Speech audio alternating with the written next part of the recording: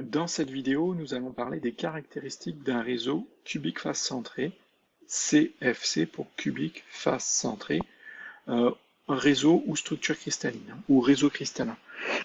Pardon. Donc, on obtient une maille cubique face centrée en réalisant l'empilement d'atomes suivants. Donc, vous avez en bleu foncé un empilement d'atomes.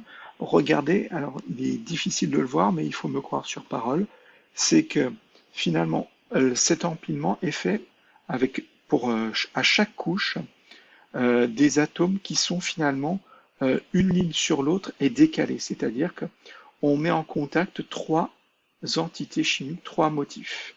Il y a trois sphères qui sont à chaque fois en contact, que ce soit sur les différentes lignes d'empilement, que ce soit sur la bleue, la violette ou la verte. Donc on le voit ici, il n'y en a que trois, c'est-à-dire que une ligne par rapport à l'autre est décalée pour occuper un maximum d'espace. Ce type d'empilement est appelé un empilement compact, c'est-à-dire euh, là où il y a le moins d'espace vide. Ensuite, on crée un décalage avec la deuxième, donc la première ligne d'empilement. La deuxième est décalée sur la gauche et la troisième est à nouveau décalée sur la gauche.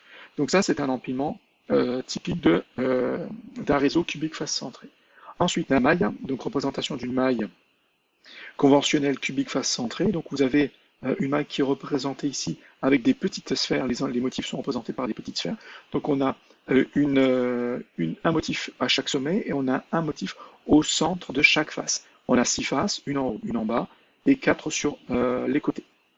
Et voilà. Et ensuite, vous avez une représentation avec des sphères pleines, c'est-à-dire des sphères rigides, qui ici vous montrent un petit peu comment sont organisées donc ces sphères dans une maille cubique face centrée.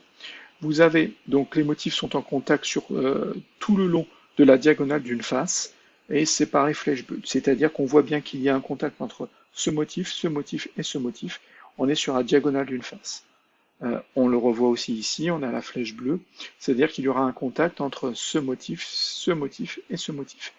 Là, vous voyez bien que c'est une représentation simplifiée qui nous permet de bien voir le cube, mais qui ne nous permet de pas voir où les contacts ont lieu.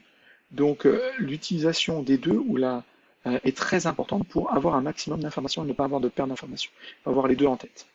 Et pour information, la maille primitive, c'est un rhomboèdre, en fait, c'est celle qui est en rouge. Voilà, qui ne contiendrait qu'un seul nœud et qui est surtout qui a le volume le plus petit.